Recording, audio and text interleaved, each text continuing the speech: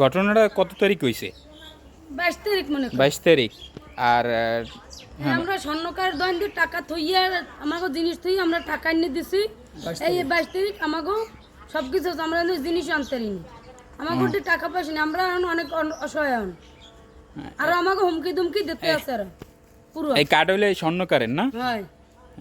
ঠিক আছে, এটা 22 তারিখের ঘটনা। আমার অনেক উড়ি করতেছে, আমার পোলাপান দিয়ে মারবে, দোকানে নিয়ে সাদা বাজি চাই, দোকানে সাদা চাই, ডেলি মাসে টাকা চাই। ঠিক আছে। আমার একটা সময় কাজ দিয়েছিল, আমার মনে হয় ডাকা এনেছিল রুবেলের ক্লাবে। নেওয়ার পর আমার কইতেছে এরিমেন্ট তোরা টাকা দেবে। কিসের টাকা দেবো? এরিমেন্ট তোর টাকা তো দিতে হইবে। মানে ফোন দিয়ে এনেছে আমার। নেওয়ার পর আমি মনে হয় দিশে পিসে না পাইয়া আমি কই যে আমি কোথায় পেমটা। আবার আমার দাদি আরও 70,000 টাকা নিয়েছে। 1.5 লাখ টাকা চাইছিলাম, 1.5 লাখ টাকা দেওয়াতে পারি নাই। আবার 70,000 টাকা আমার জোর করে নিয়েছে। নেওয়ার পর আমি টাকা দিছি উলফত রানা রাতে। রানা, রুবেল, মানিক এগোটে টাকা দিছি। এরা টাকা নিছে। রাজীব এগো টাকা দেওয়ার পর এর পর আমাকে হুমকি দুমকি দিয়েছে। এর মধ্যে আবার আমার আটকা টিয়া লাগবে, দাওলই আমার সামনে আমরা স্বর্ণকার দোকান দিয়ে 50,000 টাকা আনছি। আর আমার দোকানে জায়গায় নিছে। আমার দোকান দিয়ে আমার রিস্কে দোকান দিয়ে জায়গায় লই গেছে। আর দোকান দিয়ে আইয়ে রিস্কে করে জায়গায় নিছে। আর একলারে লই একটু থামেন। এইটা হচ্ছে আর আস্তে আস্তে 4-5 জন মিলে আমার মানিক কইছে ওর ব্যবসা বাণিজ্য ভালো, ওই দিতে পারবে, আর সাদা হিসেবে এটা নেওয়া হয়েছে। আর আম্মের হাতের ওইটা কি কাগজ? এটা আমি স্বর্ণকার দোকান দিয়ে থুইয়ে টাকা আনছি। আমরা সময় পাইনি, বিষয় পাইনি, সময় পাইনি আমরা। কোন কইতে থাকে? এরপর 20,000 টাকা আমি দোকান দিছি। 70,000 টাকা দিয়ে আবার আমার হেন দেওয়া লাগছে। 12টার কালে আমার টাকা দেওয়ার টাইম।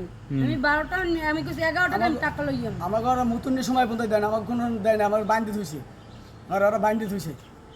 আর আমার বউ দিশে পিছিয়ে না ভাই স্বর্ণকার দোকান থেকে টাকা নিয়ে দিয়েছে। আমাকে দাদা 20,000 টাকা ছিল, আর 50,000 টাকা আমরা স্বর্ণ থুই আনছি। মাইয়া স্বর্ণ থুই আনা লাগছে। মাইয়া বিয়ে দিই মানে স্বর্ণ আনতে আমরা গুছ করতে নি। আমাকে টাকা নাই, আমরা ভাত খাইতেন না। আমাকে দোকানপাট বন্ধ।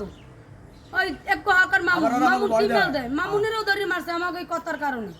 মামুনের দড়ি মারছে ওরা। মনে করেন আমার পিছনে কোনো লোক নাই, আর আমার দ্বারা ওরা টাকা চায়। ওই দোকানদার করতে হলে টাকা দেওয়া লাগবে। টাকা চাই কে? চাই মানিক। মানিক থাকে কার লাগে? থাকে রুবেলের লাগে। পলাশ আছে, এই ঘটনা ঘটাইছে পলাশ। রুবেল এই ঘটনা আমার শুনেছে পলাশ আমার এই হুস্কি দিয়ে এই কাম করাইছে। কোন রিন্টু ভাই আসলে রিন্টু কইছে তুই দিবি 1.5 লাখ টাকা, আর রানা দেবে 1.5 লাখ, অলি দেবে 1.5 লাখ। এই টাকা তোরা দিবি। কারণ কি ব্যবসা করে খাইতেন না আমরা চাই কি? আমরা নিরাপত্তা আসলাম না এতকাল। তা কি সরকার বদলা নাকি? আমার কি সমস্যা হইলে নি? আমরা তো বুঝলাম না। না খাইতেন আমরা ওর মুখে, আমরা বাঁচবো কি খেয়ে? আর এই লুট তারা শুরু করে দিয়েছে 5 তারিখ পরে 5 তারিখ পরে এরা পুরো হুমকি তুমকি মানে দিতে আছে। চাঁদাবাজি লেগেছে। তখন কি খালদা দিয়ে কি খায় চাঁদাবাজি বলে?